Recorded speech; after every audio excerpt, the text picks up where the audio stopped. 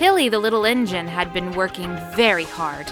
Ever since her great rescue of the fairy tale arrow, Miss Ella had been assigning her more out-of-the-yard work, which made her very happy indeed. She loves visiting new places and meeting the other engines who help run the railway. One day, Mrs. Ella had an important job for her. "We've got some spare parts from the works to go to the mainland and some goods bound for Pinewood Island scheduled for the noon Pinewood goods. I need you to take them to Crotoonia Bay so they can be brought to their respective destinations." "Oh, yes, ma'am," said Tilly excitedly. Crotoonia Bay is one of the biggest stations and towns on the Crotoonian mainline, and there were lots of friends she knew there, like Scarloey and Rheneas, the narrow-gauge engines, and Piper, the steam-electric shunter. She collected the spare parts from the goods shed, where Farnsworth was getting oiled up from his morning local run.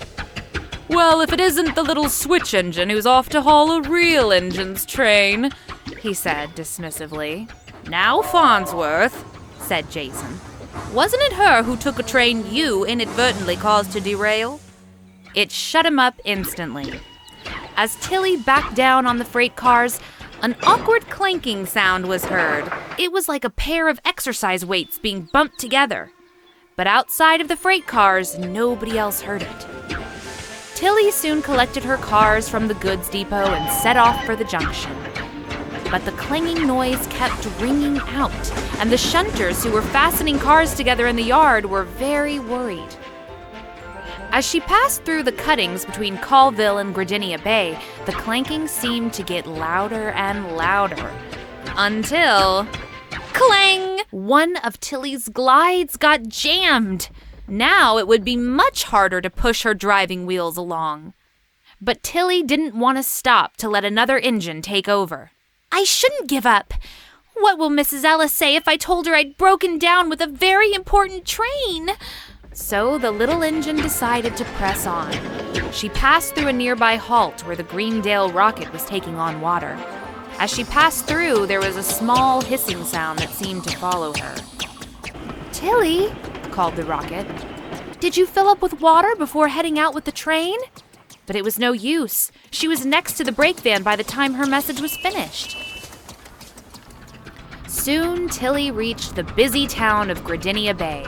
Trucks rattled past on the roadways and overpass, construction cranes whizzed about with their work, and there stood the big hill just before the station. "Whoop whoop," whistled Henry, who was passing through with an express freight. "Mind the hill today. The sea salt's making it a bit rough." Tilly was ready for hills, so she fired off her sandboxes and charged at the hill. The freight cars tried to slip on their brakes, but Tilly was sure to beat them and press on. As she took on the final slope, James hurried up with a small vegetable train from Foston. He heard a nasty hissing sound near Tilly when suddenly, pop, a bolt shot out from one of Tilly's pistons. "Rocketing rivets!" shouted James. "What's gotten into you, Tilly? Don't think I can manage this hill, eh, James?" said Tilly excitedly as she made the final incline. "No, I mean there's something wrong inside of your—" Bang! A huge noise rocketed through the station yard. "What was that?" shouted Station Master Scatterbrain, who'd been in the yards checking over a delivery from the main line. "Robbers? Fireworks? A truck backfiring? I think you'll find it's a breakdown," said a worried James. Tilly had finally made herself run too much. Her conductor clambered into her cab and examined her controls. "Oh, I knew it," she said. "She's clean out of water. Boiler tube explosion seems to be it. You worked yourself hard enough to boil water for the whole town." "Jam pissed and glad too," called a workman. "It's a miracle she made it to the yard safely." Tilly felt horrible. She felt like she had readied herself for the scrap heap. Later that evening, Mrs. Ella visited the Colville works, where workmen were busily freeing Tilly's glide. Tilly's wheels shuddered a little bit.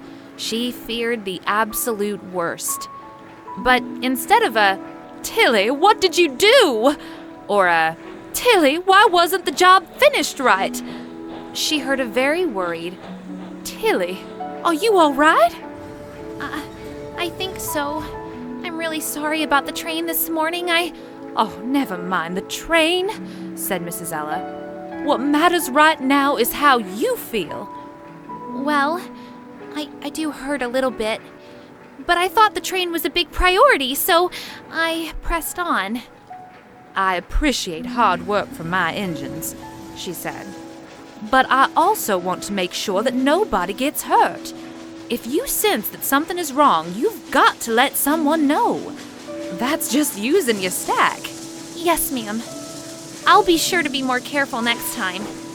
And one more thing, Mrs. Ella said, as she exited the works. Yes? Asked Tilly. Get yourself a good night's sleep. And after her little trip up the line, Tilly was sure never to push herself too far again. Really useful engines need their breaks too.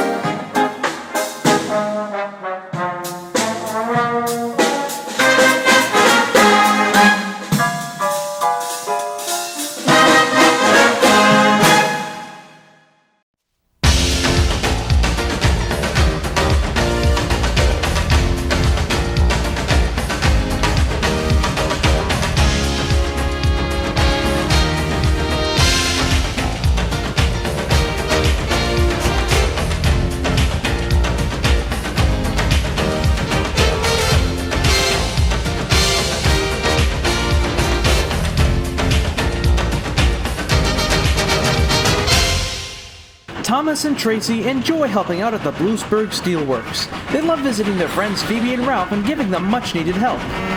Ralph has constantly kept busy running the manager about and shifting ladle cars into place, while Phoebe takes on long journeys to Bluesburg West Junction and beyond. But the yard had many orders to fill for the next few weeks, and even the extra 2 engines weren't enough to keep things running. That was when Diesel, Airy, and Bert came in. Diesel was in charge of the docks at Crotoonia Bay, while Airy and Bert had been brought in from the Sodor Ironworks for a period. Together, the engines had a known reputation for pranks and mischief-making around other engines. They arrived one busy morning. Thomas and Tracy were arranging a freight train for Big Tim to bring out when they oiled into the main yard. "Hello, Puffball," said Airy. "So the big old steelworks can handle with a teapot on rails? Figured they'd send for some modern diesels to help with the extra workload." "You'd be modern 70 years ago," quipped Ralph. "Now, as manager's diesel of the Bluesburg Steelworks, we're gonna need you to—" "And a rusty matchbox on wheels for a boss. Boy, you really need proper diesels around here," Bert greasily chirped. "Why, you?" "All right," said Phoebe coolly. "Now that we've gotten to know each other, let's get to work. Diesel, dockyard deliveries. Airy and Bert, you're working the pier." And she confidently went back to the steelwork shed to work. The Diesels did prove to help out a little bit, but many problems soon arose with their presence. They shoved trains into the wrong sidings, took any chance they got to make fun of or play tricks on Ralph and Tracy, and Diesel would bump Thomas or take the right away from him. Altogether, the 3 engines were gradually getting fed up with the Diesel's trickery. Phoebe, on the other hand, wasn't particularly bothered. No matter what prank she got, she took it all in stride. "Thank you for arranging my freight cars, Airy," she said to him after getting bumped with freight cars. "I really needed the washdown, Bert," she said when shunted while taking on water. "Your brakes need checking," she said when bumped by Diesel. All in all, the freight engine was proving to be very tough to break. And Diesel and his cronies were more determined than ever to push her to the edge. Next morning, Thomas and Phoebe were sent to Selgreb City with a heavy freight train. They were to be transferred to another train heading out for Pennsylvania in the afternoon. "Make sure to mind yourselves while we're gone," puffed Phoebe. "And mind yourselves if you have to go through Bluesburg West." "Huh," said Diesel. "We can handle that yard easily." and determined to prove they were capable, he requested that he, Ari, and Bert be coupled to the next train heading out through there. There's a 12 o'clock express to go to Boston, but you'd better watch out there. It'll be rush hour. But the Diesels weren't thinking or listening. They were too busy thinking how clever they were to realize what they were getting themselves into. Nor had they been paying attention to the freight cars in the yard. Who are they to boss us around, punting us like footballs around the yards? This is Phoebe's yard, and Ralph's too. Let's teach them a lesson, boys. The Diesels were soon on their way with their heavy freight train. Although advised by the conductor to take at the very least a transfer caboose, they chose to take it as a triple header. The Diesels on the other railways have no trouble hauling it all at the front with no van, so why should we worry? But they had forgotten that Diesels on the other railway have special devices to minimize the usage of brake vans and cabooses. Bluesburg West is a very dangerous yard for a careless engine. There's few signals located throughout it, and engines must take care and pay close attention when entering or exiting the yards. Engines must always be prepared to give off 4 short whistles to alert the signalman in the control tower that they are there. But Diesel and the twins hadn't bothered to remember. They just hurried through the tunnel to the junction. The car's chance had come. On! On! On! They yelled, and with a mighty shove, the cars took the Diesels by surprise and surged the speeding engines into the junction. The signalmen were shocked and put in a full-on panic, frantically trying to avoid a collision. 2 mainland Diesels nearly hit them at the entrance, they almost hit Callie at an intersection, and Douglas nearly lost his tender. Phew, said Diesel. We're home free now. But they weren't. They hadn't accounted for Alea, a little shunting engine who was pushing a line of freight cars to go to Groffman Harbor. She was entering the main line. Oh no! Screamed Diesel as he shut his brakes hard on. Then, disaster struck. Diesel was on his side next to the crash, dazed, confused, and bruised. Some of Alea's cars had been thrown right off the track, and with Ari and Bert derailed on the switch, no one from the main line could get into the junction. "Hang on!" shouted Alea. "I'll fetch a crane and send for a few others!" By the time the mess was cleared, Phoebe and Thomas were returning from their big run. Phoebe was a little bit entertained from the debacle. "Well, well, well, 3 Diesels too big for their buffers couldn't manage steel cars, eh?" Diesel was fuming. "Well, if you treat wagons and engines like that, then it's gonna bite you in the tail lamp," she said firmly. "Right, shall we try and haul these cars to the yards?" "If it helps a bit," said a tired but still willing Thomas. It took some time to tidy up the mess, but soon everything was put right again, and Thomas and Phoebe hauled away the wagons to Foston. What about Diesel, Larry, and Bert? Well, it wasn't long before the Culver Works set them back up and running again. But they don't mess with steel cars anymore, because they know they'll try to fight back.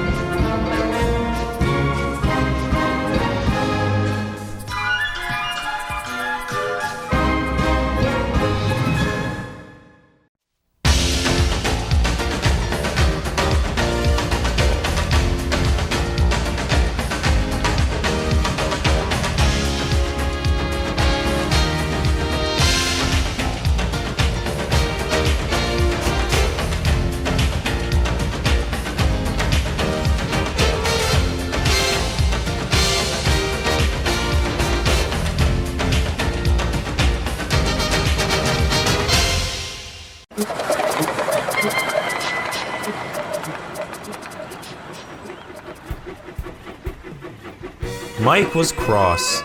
The thin controller had assigned him to ballast duties for being naughty, and Mike hated being stuck at the mines all day. He found it rather boring.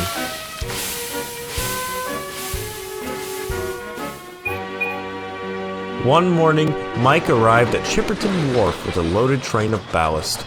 He saw Duncan, who was getting his train loaded. "Morning, Mike. What's up?"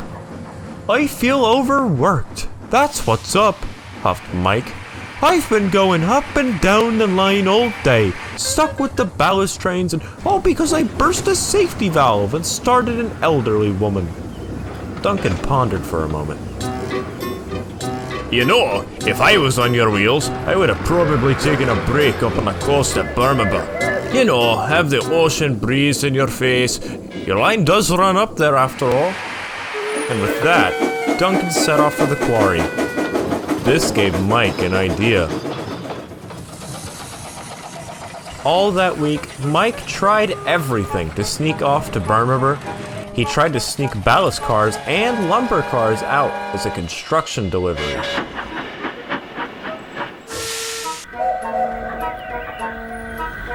He tried to run off light engine on his own and even begged the yard manager to let him go there.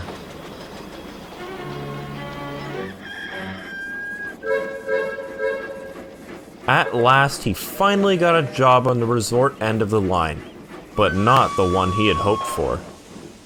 "An express train needs to be arranged at the Swahili Water Park Resort for a group of tourists. I need you to bring them some coaches so they have enough for the train to carry them."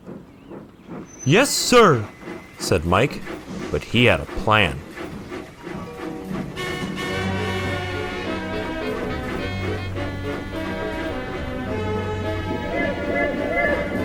Mike knew of one carriage that had a faulty coupler pin on it, so he coupled that to the front of his train.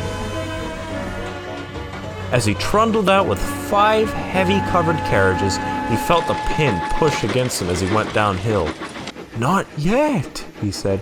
"We've got to wait until we reach the resort."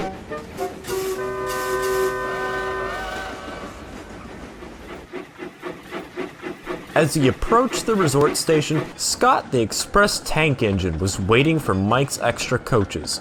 As he pulled into the platform, he put his plan into motion. With the pin loosened enough, left on the platform were the carriages for the train, and off went Mike. "What the?" said Scott. "Slow down, Mike," said his driver. "We just passed by the station." But Mike wasn't listening. He was bolting it to the Birmingham coast.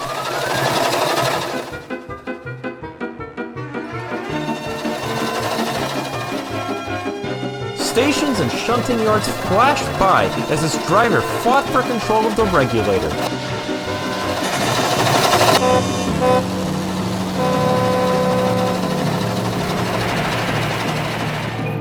At the big station in Birmingham, there were a pair of buffers on the other side of the turntable, just at the tail end of the shunting yards. Mike was still not paying any attention until he saw the buffers. Then everything happened at once.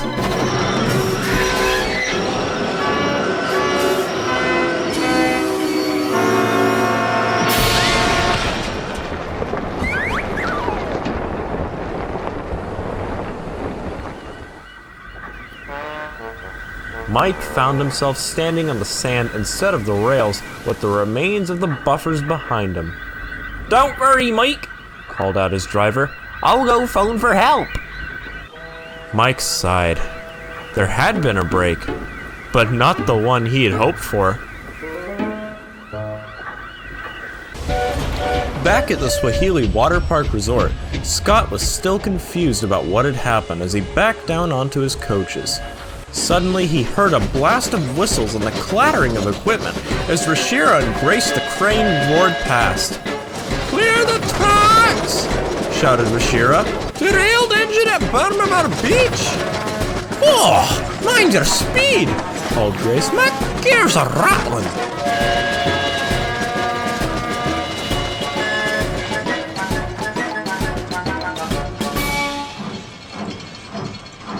As Mike was lifted back onto the rails by Rashira and Grace, he saw that Rex and Bert were also there. They'd come to help repair the tracks and buffers beyond the turntable.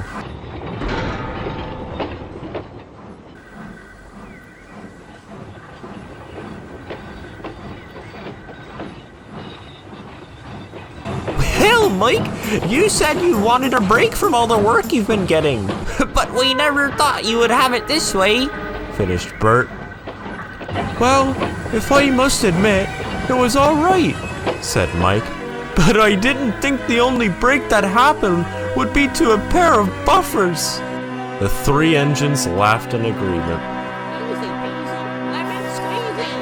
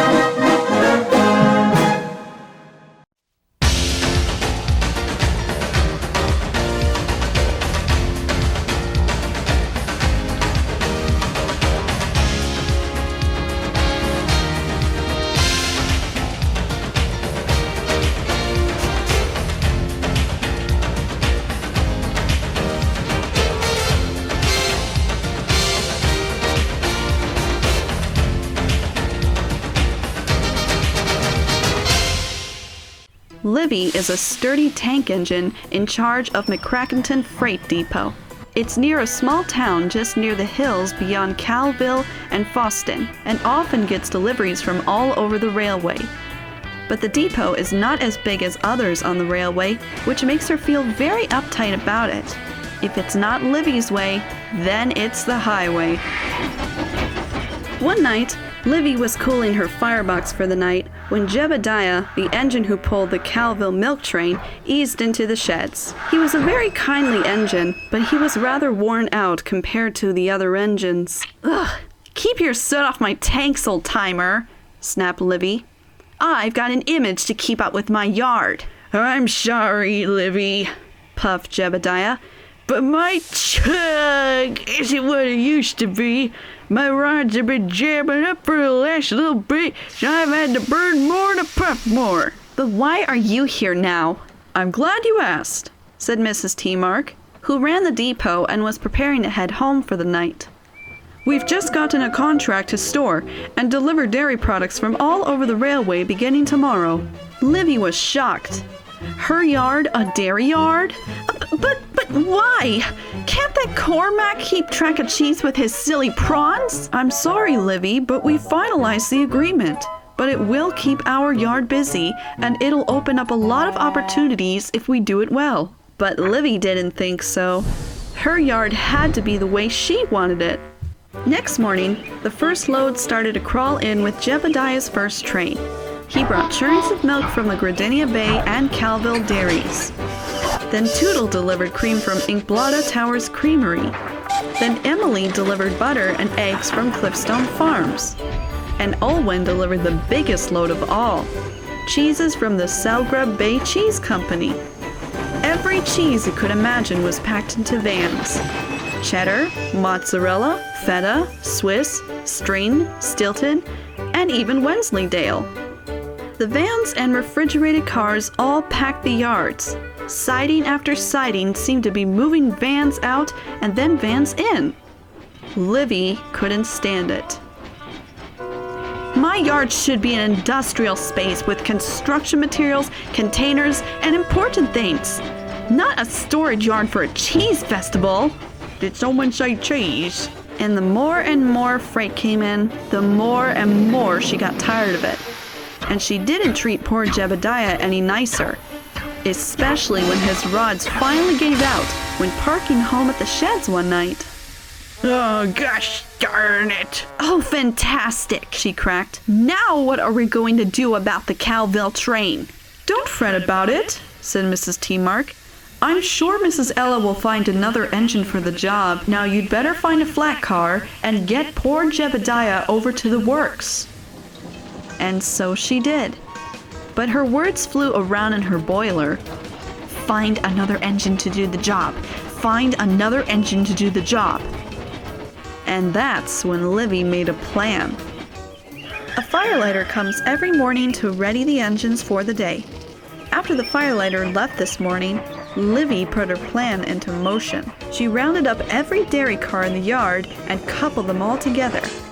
Then, with a bit of strain, she began to haul the cars off down the line to Bluesburg West Yard. They got so many sidings there that little blue pressure cooker won't mind having some extra work to do. But she'd forgotten about Foston. Foston has 2 main line connections, a passenger line that leads up to the big station and the small commuter station, and a freight line that goes through the goods yard. Libby was hoping she'd be taken onto the passenger line where she usually went with her traffic, but the signalman hadn't known about Libby, and she was kept on the goods line, following a slow freight before her. "Oh, bother," she said. "Miss T-Mark will be finishing her breakfast and driving to the yards by now." But that was about to be the least of her worries, for there came a sound that rattled through her vents. "Oh no!" she cried. "It's the Sunrise Skyrocket!" She tried to go faster, but there were too many cars behind her. She thought she would be okay, but just as the train was halfway across the points, 2 cars were in pieces. No one had been hurt, and soon Tracy arrived with workmen to help clean up the mess.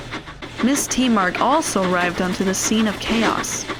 Cheese and butter lay all over the track, but worst of all was Libby. She was splattered with cheese all across her side tanks. And as if she didn't make herself look silly enough, 2 wheels of Stilton were stuck and melting on her 2 whistles. "You're very lucky that only a small part of the deliveries are being delayed thanks to you. But I hope you understand now that there are times when you should talk to us about concerns. But thinking cheese and milk cars make your yard look silly is not one of them." "Yes, ma'am. Sorry, ma'am. Once you've been cleaned up and mended, you can take care of Jebediah's milk train until he's repaired. And you learn to think of more than what you'd like the yard to be run like." "Yes, ma'am."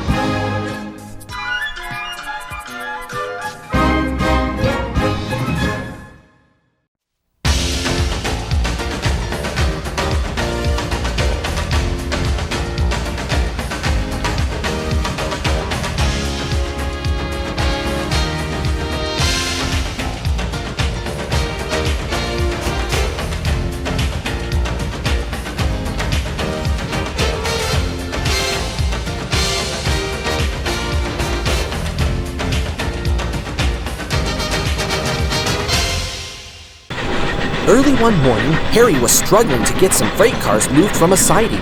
They were needed for a mixed traffic train that Donald and Douglas were to take to Nantasket Junction. "Come on! Come on! I'm gonna be late for my next job!" he groaned. His wheels spun and spun. The reason why the cars weren't moving at all was because their brakes were set. But he didn't realize this and just kept on pulling and pulling. "Come on!" he groaned. "I wish I was moving instead of standing still." Suddenly, the coupling between him and the first freight car broke, and Harry ran right into a siding, smashed through some buffers, and stopped halfway across an old tramp steamer. Luckily, no one was hurt, but Harry's front was badly bent. Skipper Stu and the harbor master came over to see if Harry was all right. Well, the only major damage is bent buffers," said the harbor master. "Oh, botheration," said Skipper Stu. "Harry and Hamish were to collect the coastline flyer in an hour. Who can we get to take the train on such short notice?" Luckily, Russ was close by and heard everything. "I can take it," he called out. "Are you sure, Russ?" the harbor master called back. "It's a tough train to pull." "Of course. We've got to keep the trains to time, you know."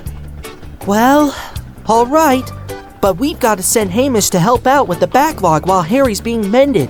So you'll need to find another engine who can help you take the coastline flyer. Yes, Mom, Russ tooted confidently. I can manage that.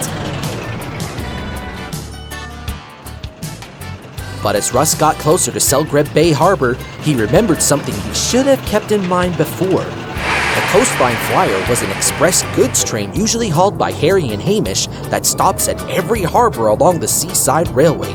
Starting from Selgreb Bay, it goes on to Croflin and then goes all the way down to Gardinia Bay at the end of the line. Russ was worried, but was sure that he could find someone at Selgreb Bay who'd be happy to lend a wheel, just in case the train was too heavy for him to pull alone. Well, looks like I'll just have to ask the first engine I meet if they'll be able to help me, he decided as he pulled into the bustling dockyard. As he sorted out the containers for his train, he saw a little tank engine sitting on a siding, waiting for help. Hello there, he said. You've got an interesting crane arm. Where's your hook? I'm a reach stacker. I have clamps instead of hooks. That's intriguing. I've never met a reach stacker engine before. Oh, beg pardon for not introducing myself. I'm Stepney, and my name's Russ. I've got a big freight train to take to Gardinia Bay, but I'm not sure if I can do it on my own. I'd be more than willing to lend a buffer, said Stepney cheerfully. I'm catching a ferry there anyway. Great, honked Russ. We'd better hurry if we're to get the goods delivered on time. As the two shunted together the loads to hook up, Russ told him about his work in Croflin and the many different engines he worked with, while Stepney told him about his time in Crotoonia, in which he'd been visiting to be part of a great locomotive show at Selgreb City Sheds, and now had to return to his home in England, the Bluebell Railway. Russ and Stepney decided to take the train in two halves. Russ would haul the containers, and Stepney would haul the other loads, tankers, fish, stone, produce, and products from the factories around the city. When all was shunted and ready, the two set off down the Seaside Railway with their important train. Unfortunately, they didn't get very far, as the first stretch to get out of the harbor was uphill. They tugged and pulled, but no matter what, the engines couldn't get their trains up the slope. I'm sorry, Russ. This train seems to be a bit tougher to haul up than I thought. You're right, sighed Russ. The Coastline Flyer is too heavy for both of us to pull separately, and if we leave later, we won't have time to uncouple each of the cars for the docks. Then, as if by magic, both engines came up with the same idea. They decided to arrange each of their trains into two new halves. Cars for Croflin were coupled to Stepney, and cars for Gardinia Bay were coupled to Russ.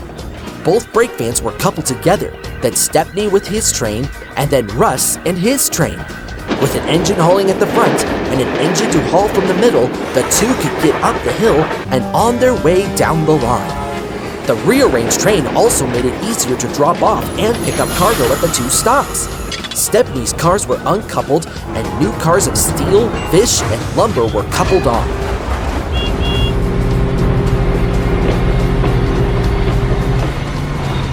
They made it to the docks just in time.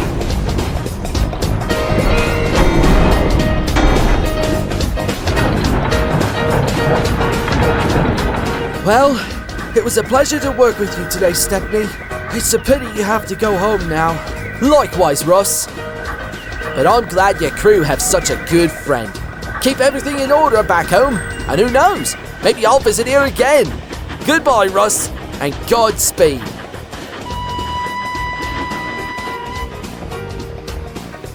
Russ then rolled home, confident, ready for bed, and glad he had found himself a new friend.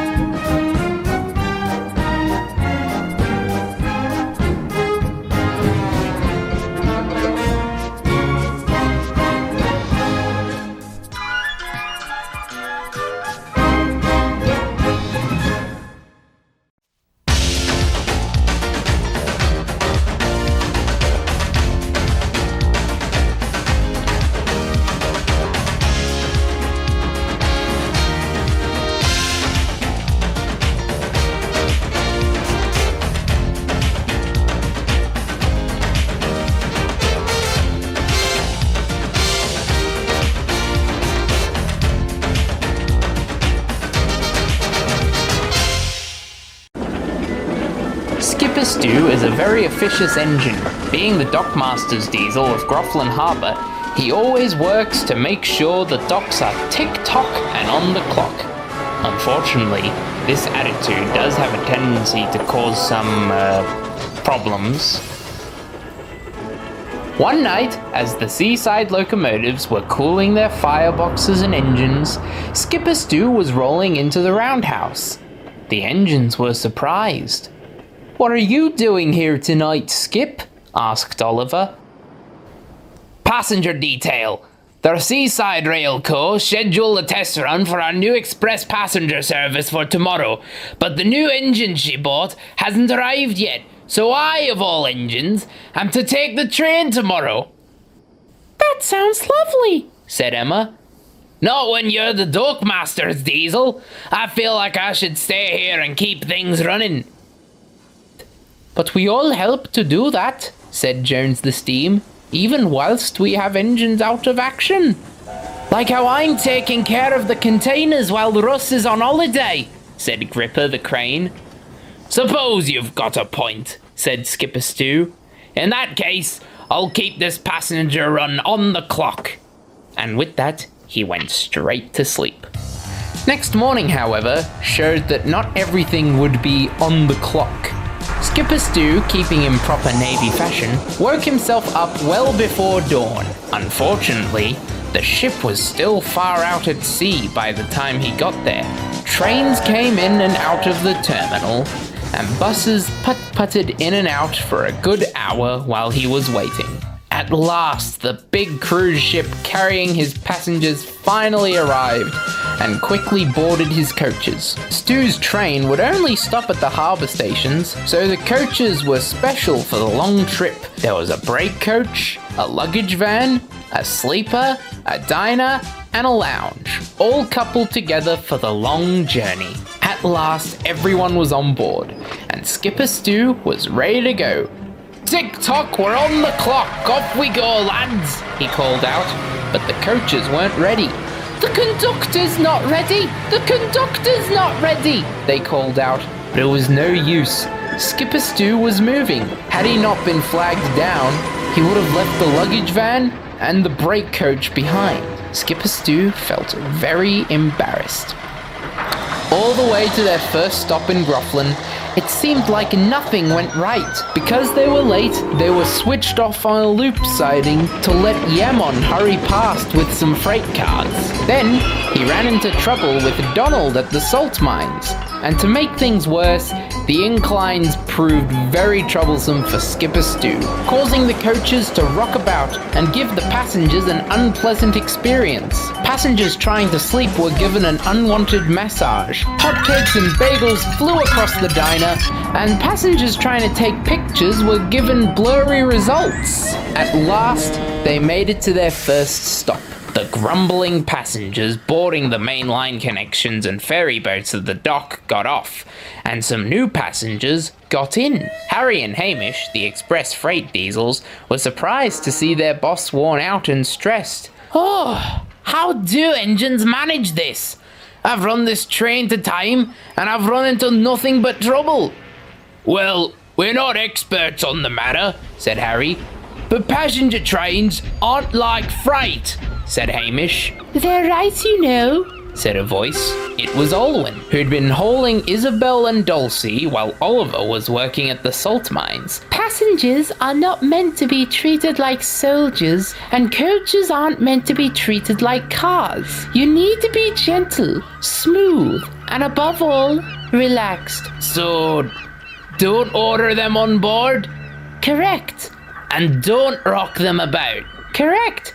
Just be relaxed and keep steady." Just then, the conductor blew his whistle. "All aboard!" he called out as Skipper Stew tooted to say, "All clear." And now, knowing that the passengers and luggage were safely aboard, he started off. The ride up to Crotoonia Bay was much smoother. Skipper Stew didn't run into any loop sidings or jerk about on inclines. He just hauled his way up quickly but steadily. The passengers could sleep comfortably in the sleeper, the diners could enjoy their lunches of hot hamburgers, sandwiches, wraps, and soft drinks, and sightseers could take in the beauty of the Crotoonian coast. And when they arrived at the harbour, Skipper Stu waited patiently for the passengers to reboard his coaches. Then, they all travelled down the same route home, stopping at each stop without fail. Finally, he made his last stop late into the night. His passengers boarded the final cruise ship bound for the mainland, and the express coaches were shunted away to the yards. "Well done," said Dockmaster Eric. "I heard you improved a great deal after what happened this morning, and the express has been a great success. Therefore, I am proud to say..." "Thank you, good Eric," interrupted Stu. "But I do have my Dockmaster's duties to fill." "Oh, I wasn't going to have you take over." "Then, what were you going to say?" "But I must stop here, I'm afraid, or I'm going to spoil the next story."